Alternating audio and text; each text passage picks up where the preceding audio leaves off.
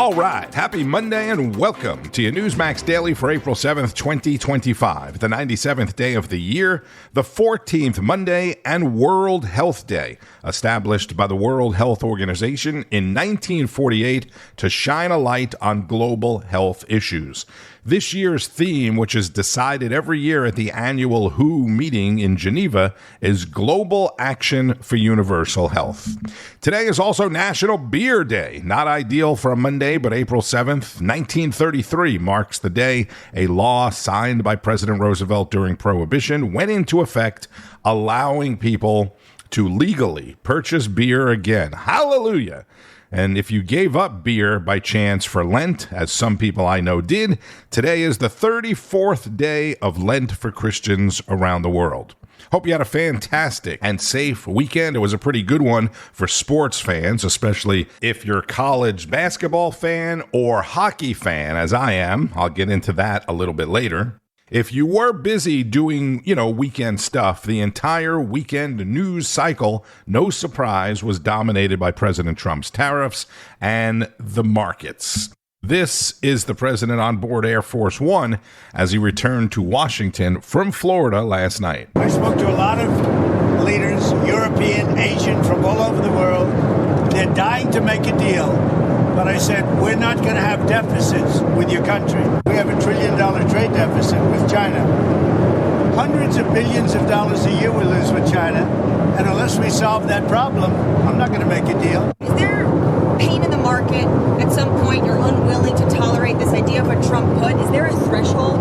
I think your question is so stupid. I think it's I don't want anything to go down. But sometimes you have to take medicine to fix something. I think your question is so stupid. Consummate Donald Trump and that take some medicine cut is getting a lot of attention today, or a lot of play.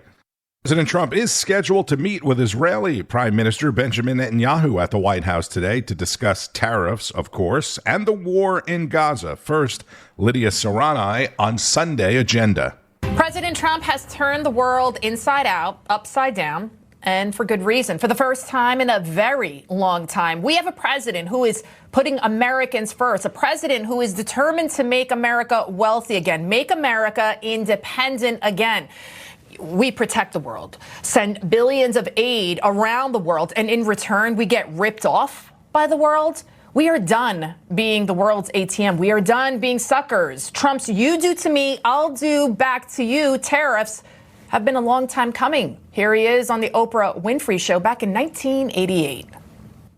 And yet we let Japan come in and dump everything right into our markets and everything. It's not free trade. If you ever go to Japan right now and try to sell something, forget about it, Oprah. Just forget about it. It's almost impossible. They don't have laws against it. They just make it impossible. They come over here, they sell their cars, their VCRs, they knock the hell out of our companies. And, hey, I have tremendous respect for the Japanese people. I mean, you can respect somebody that's beating the hell out of you, but they are beating the hell out of this country. Kuwait, they live like kings. The poorest person in Kuwait, they live like kings. And yet they're not paying. We make it possible for them to sell their oil. Why aren't they paying us 25% of what they're making? It's a joke. Yep, and the joke has been on us for decades now. Did you know, by the way, that Trump was a Democrat? There was actually always bipartisan consensus that the United States should implement reciprocal tariffs, from Nancy Pelosi to Barack Obama. How far does China have to go? How much more repression? How big a trade deficit and loss of jobs for the American worker, and how much more dangerous proliferation has to exist before members of this House of Representatives will say, "I will not endorse the status quo." We had a tire case in which they were flooding us with cheap domestic tires or cheap Chinese tires. And we put a stop to it.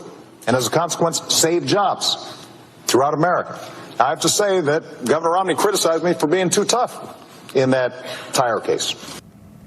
Many Democrats have championed this issue of tariffs and reciprocal, you do to me what I do to you. They've been doing this, talking about this for years. You just heard it right there. Even AOC's BFF, Bernie Sanders, he criticized Republicans for allowing companies to build most of our products overseas. Further, what they have said is that we need to not worry about manufacturing in America, because what we should establish is a policy of unfettered free trade. We don't need tariffs. What we need is to allow corporate America the freedom to throw American workers out on the street. I mean, that's Bernie basically backing up what Trump is saying. I mean, we're tired of being the joke of the world. We have, if you've seen it, we've become more and more reliant on our adversaries like China.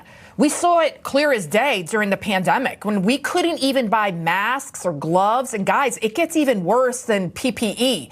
Between 2020 and 2022, U.S. imports of China-based pharmaceuticals grew by 485% from $2.1 billion to $10.3 billion. Under Joe Biden, our foes became stronger and richer while the U.S. became weaker and poorer. And we, of course, became more reliant even when it came to our own medicine. The U.S.-China Commission finding that China owns the American generic drug supply. They own it. Basic thyroid or blood pressure medications might be put into pill form in a lab in India, but the organic compounds, the actual key ingredients that are needed for those drugs, they come from China. And it's China who is buying Russia's oil, now surpassing Saudi Arabia. Pharmaceuticals, drugs, and cars, oh my, we are truly screwed if this trajectory of this country, if it continued the way it was going under Democrat rule. And that's what these reciprocal tariffs by President Trump are all about. Long-term independence, long-term success of this nation. So it's 67%, so we're going to be charging a discounted reciprocal tariff of 34%. I think, in other words, they charge us, we charge them less. So how can anybody be upset?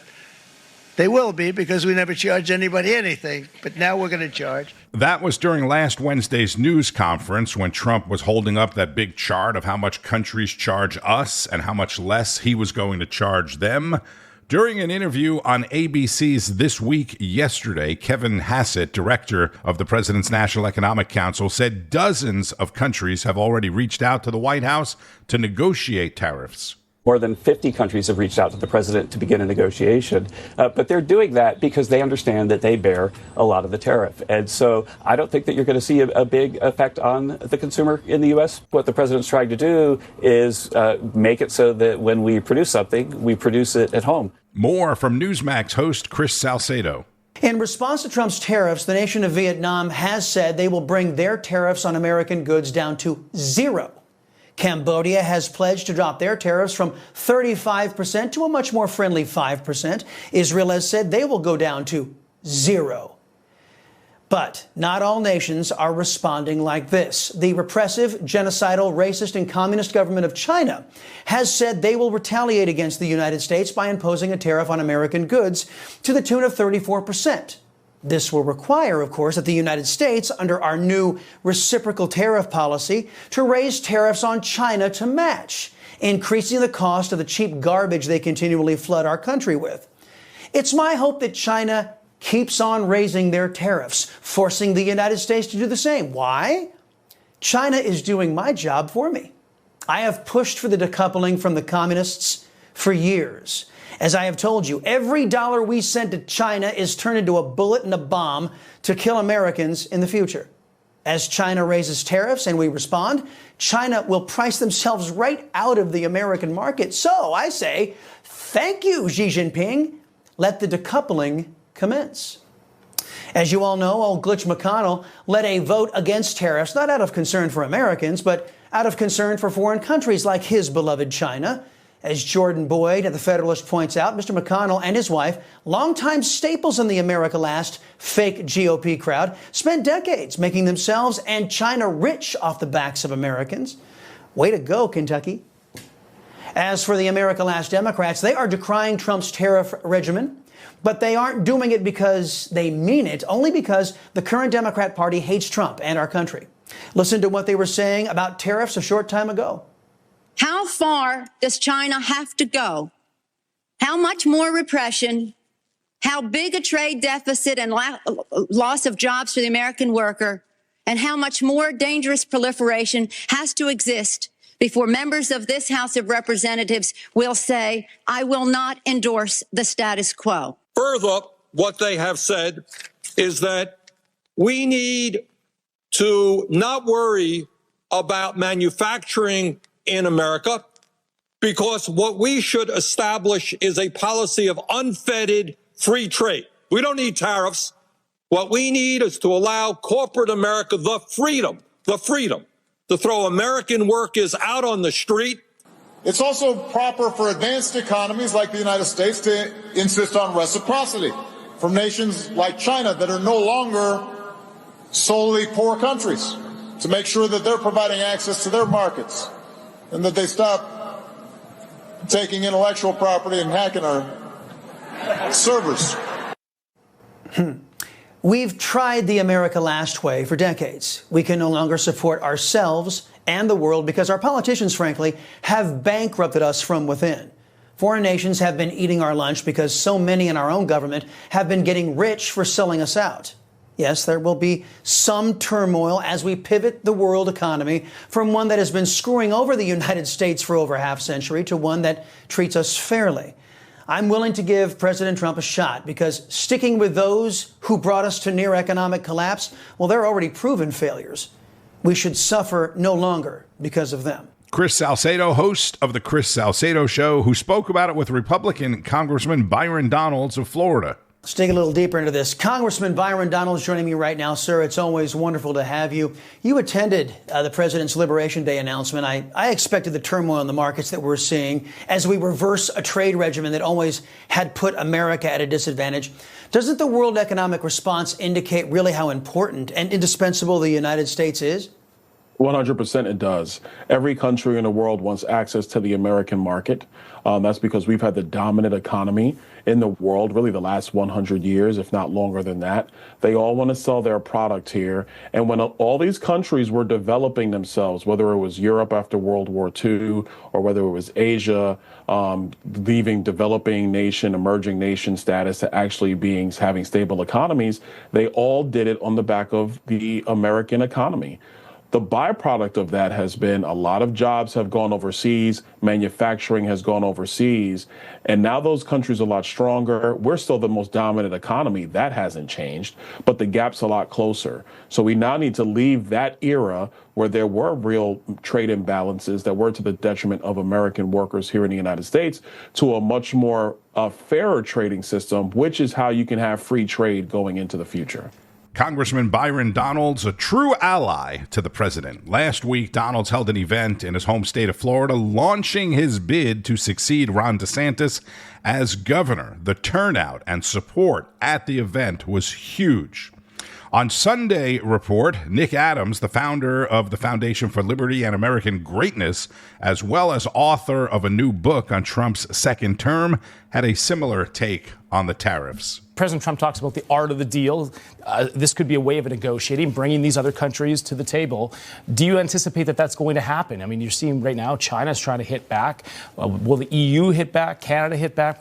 It's a wait-and-see game right now. What's your takeaway from it? Look, I think that all kinds of countries across the world are going to be coming to Washington and trying to make a deal because that's what they've got to do. We've already seen action from Vietnamese leaders. President Trump spoke about that already. And I think that as the days and weeks unfold, we're going to see lots of different leaders from all around the globe come to President Trump and a negotiation will begin.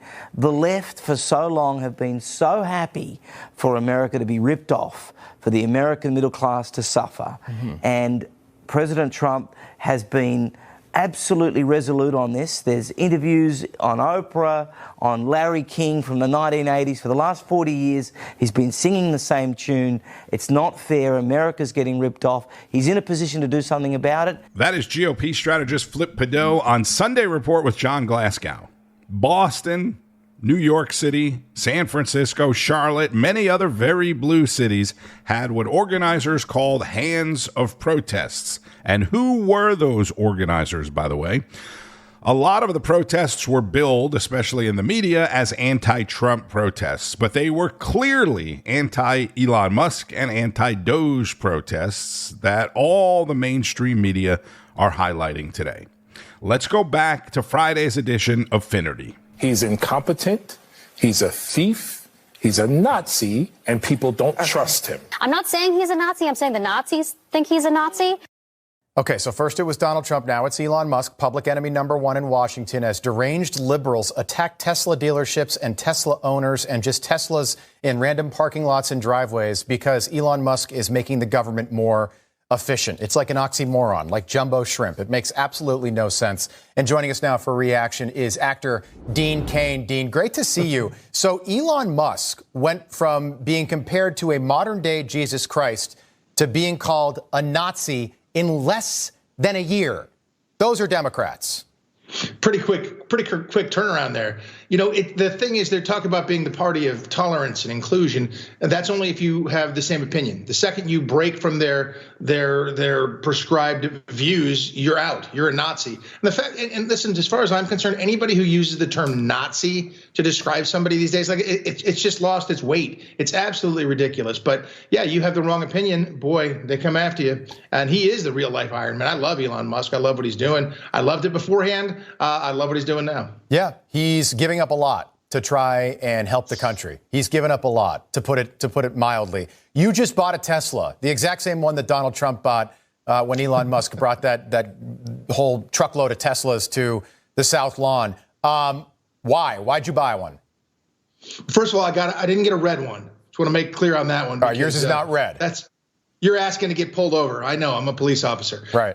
Look, what made me do it was I was disgusted by the reaction to everybody reacting to Elon supporting President Trump and trying to cut out waste, fraud, and abuse. I mean, it's such an easy, straightforward thing. It's the same thing that these politicians have been talking about for decades. But now that they're on the other side, suddenly they're going to turn that into a negative thing. It's crazy, crazy to me. So I bought a Tesla.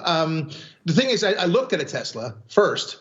And because I've been sort of, I've got my cars. I've had them for a long time. I love my gas cars, Aston Martin. I got a Ford Raptor. I love my vehicles. But then I got in a Tesla. Because of this, I was like, let me check out a Tesla. And it's incredible. It's the fastest thing I've ever been in my life. I'm going to get rid of my Aston Martin now because the Tesla just kills it. Really? And my kid and his girlfriend and the younger generation, they get behind the wheel of this thing. And it's so intuitive and it's so phenomenal. I happen to love the car. It's a great quality product, and I love to support Elon and what he's doing. So I kind of feel the same way. When I first heard about this, Greg Kelly here at the network bought a Tesla as well. I was like, I don't want to sell Teslas on the air. But I do think there's an element of this that Tesla has become the car of conservative America. And it's not about selling them. It's about supporting what's right. It always comes back to what's right. I was in an Uber yesterday, and it was a Tesla here in New York City. And I was asking the driver all about, what it's been like. And he's like, at stoplights, I have to keep my head on a swivel. Now, you're out west. Do you have any concerns about something? Again, you were Superman, but do you have any concerns about, somebody doing something to your car? Well, first of all, I'm always trying to be vigilant anyway. But I look around. My mother doesn't like the fact that, I'm in a Tesla now. She's like, people are going to target you. And you know what? They're going to target me, then they better be prepared for the response. It's a ridiculous thing to do. It's criminal. It's domestic terrorism as far as I'm concerned. Now, those people, they bought their own Tesla. They want to kill it. Go ahead.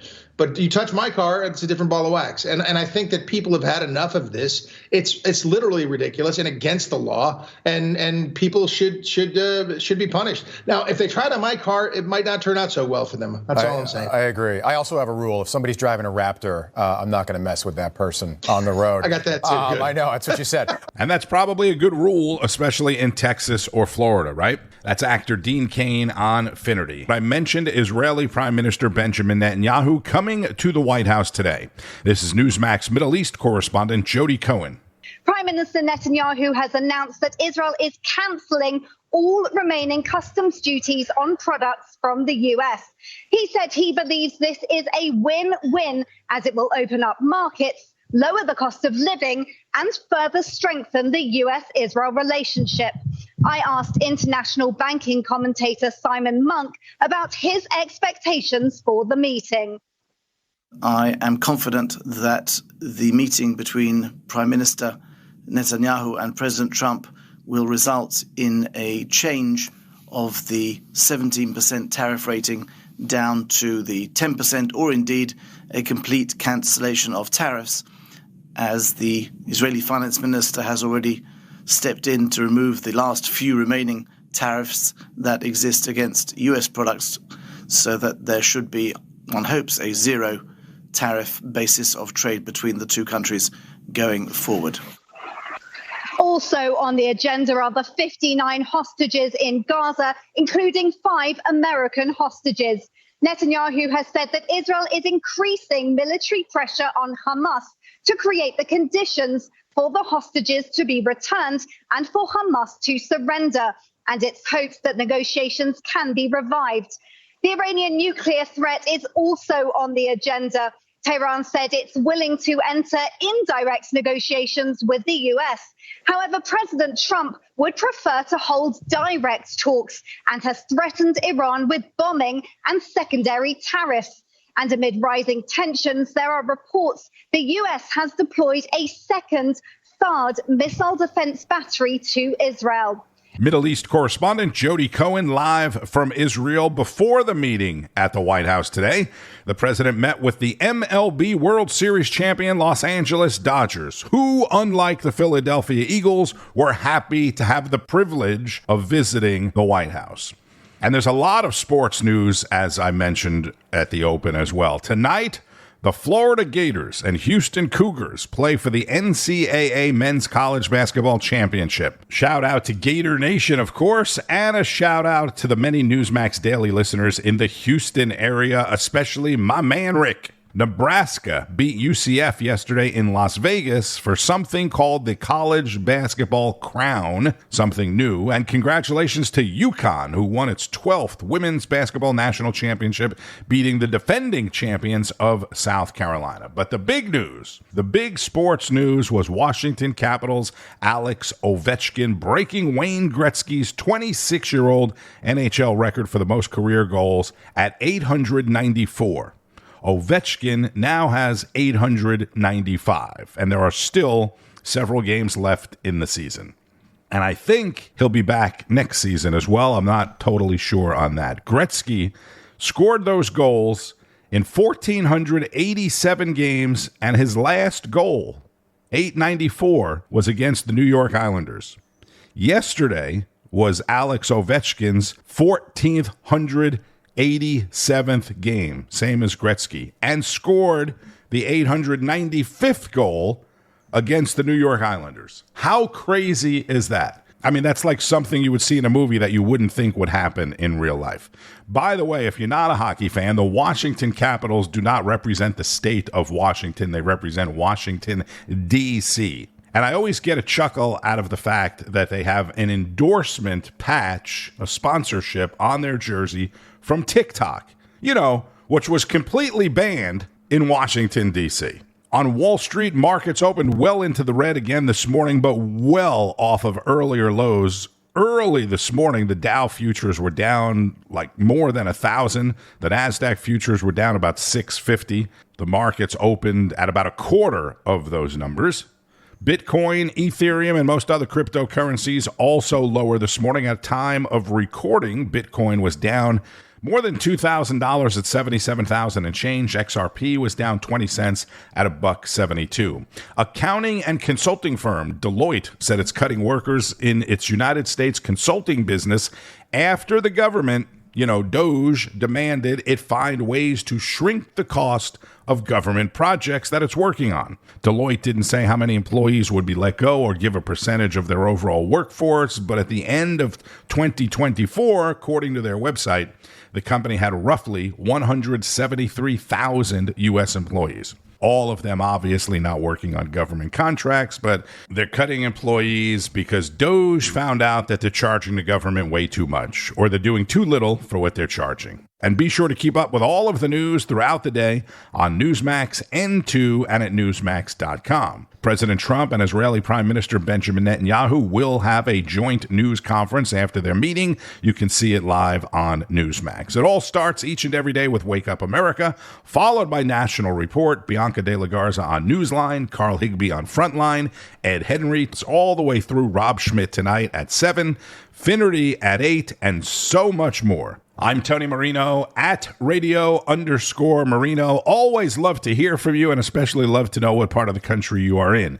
If you're celebrating National Beer Day today, be careful, drink responsibly, have fun, and keep on fighting the good fight. News breaks every minute, every day. You need the app, the Newsmax app. Find it free on your smartphone store. Then watch us anytime, anywhere. Information. Truth. Is freedom. Is Newsmax. It's real news for real people.